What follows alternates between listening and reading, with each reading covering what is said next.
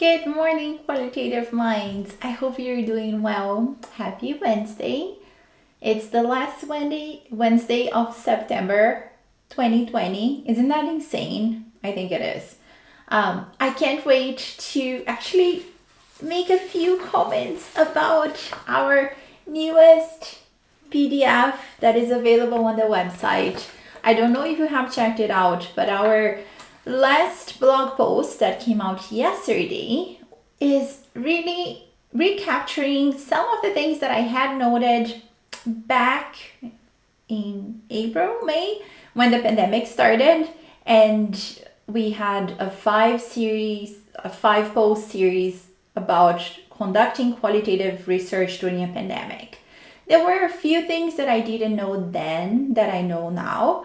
And because of that, I really wanted to revisit those posts, make them more, or I shouldn't say suitable, but more applicable to qualitative health research, since it is the area that I have niche that I am focusing more now.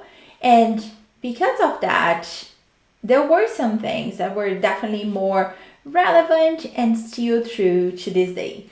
It's one of those things that I say that I feel a bit naive when I think about all the things that have happened and all the things that have happened in this last 5 months and all the things that are still going to happen until we are out of a pandemic. And because I didn't see that coming, I think I was a bit naive in terms of the expectations about how long it was going to take for us to be more in a normal, I would say, like, I don't know if normal is the right word either, but more in our usual research setting and capabilities. Things have changed a lot, and I have decided to address this in a way that makes sense to you and that you can take to your research and to your field work when you're conducting qualitative health research during a pandemic. So the PDF resource includes 12 questions. The blog post in itself has paragraphs that were indeed a compilation of what I had during April and May in terms of content. And at the end of each paragraph, there are a few questions, and those questions are the ones that you will find in the PDF resource when you download it. And it's interesting because one of the students that I work with, she is submitting ethics, and at the University of Alberta right now, the ethics board released a PDF document with guidance for researchers who are conducting virtual online data collection and that will proceed with their research with humans as the situation with COVID evolves. And that resource was really helpful, and I took a look at it, and it's very interesting, and it's also important because when you're submitting your application to a research ethics board or an institutional review board, however you call it, you need to respond to what they are looking for, to what they want to see in your application.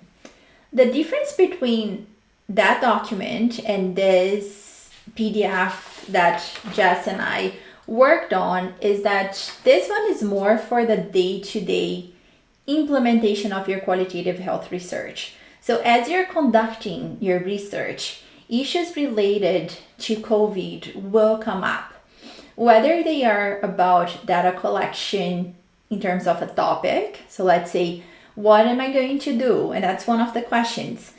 How am I going to address COVID or let my participants discuss the pandemic and how it has affected them?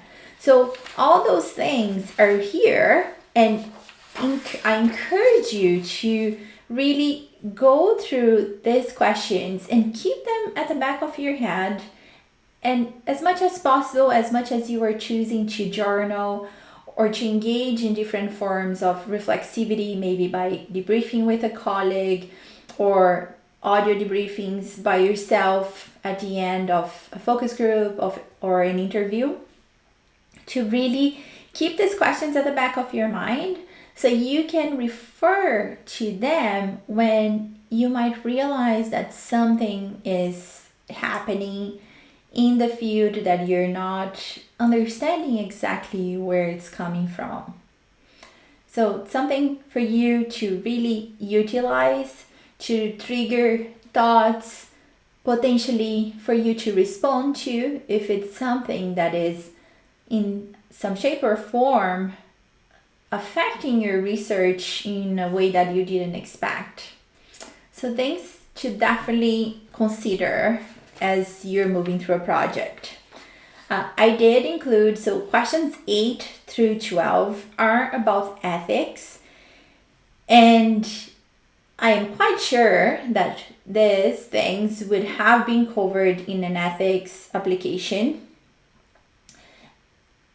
Yet, there are things that you can write in an ethics application and still not expect them to happen, if that makes sense.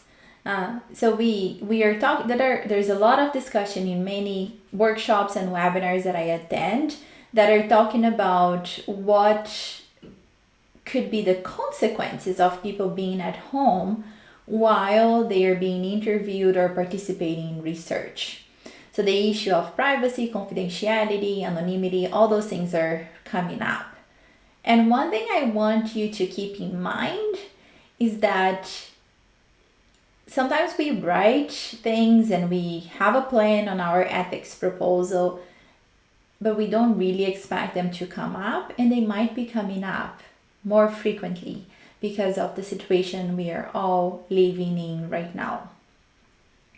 So keep these questions close to you as well, and always remember that ethics has a really, really important role in your study validity. Your participants feeling safe, feeling that they can share their perceptions, their experiences, their thoughts with you in a safe space, whether virtually or over the phone, is very important for the quality, the richness of the data that you will get through your qualitative health research.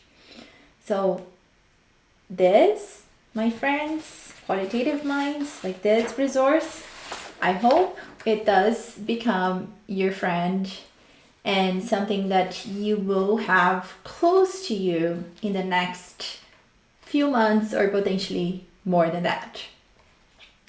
I do think that there is such value in this PDF resource, and it's something that is a response to how well received that series actually was by all of you, and some of the comments that I still get on the blog and from many of you about how your research is looking different because of COVID. So you will have access to the PDF on the website, and it will be available to you right away. So just go there and take advantage of it. So recently, I had actually missed the comment on the website about reflexivity and positionality in research. So I got that question from one of you, and I actually have a relationship with the person who asked me that question, and I am going to address in a blog post. But definitely these 12 questions that are in this resource are going to become an example of how you will evolve and how your reflexivity is almost more of an evolving piece that has motion, and more rapid motion, I should say, than your positionality in research.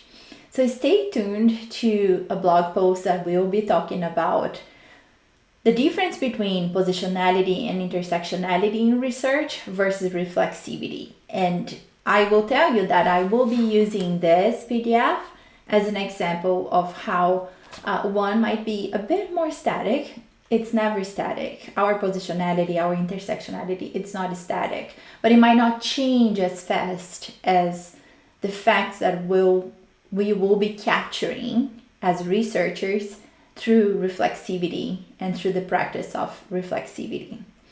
So keep this in mind, because I'll come back to the resource as well.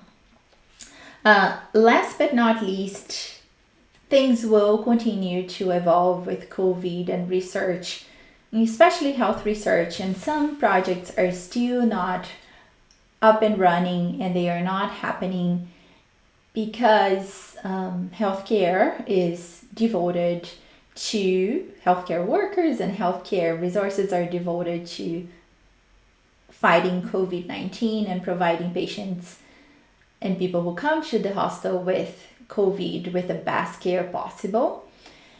And keeping that in mind, I want to support you no matter what is happening with your research.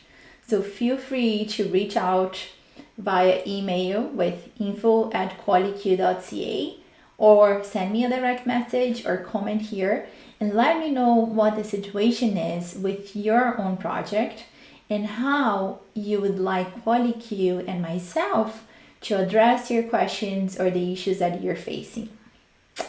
With that, I will wrap up today, and I hope to see you here next Wednesday. We'll be talking about rigor, and we'll be diving into the idea of rigor as we get ready to launch QRB, Qualitative Research Blueprint.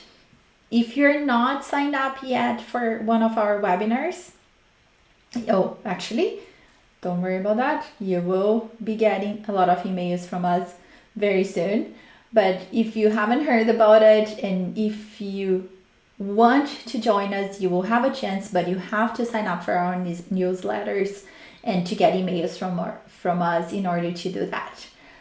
Last but not least, I will also be live with you every day for the week of October 19th, and we'll be talking about the 5 mistakes that lead to unpublishable qualitative health research, and kind of like tackling one a day here together. So I hope to see you soon, and have a wonderful day and rest of your week. Bye for now.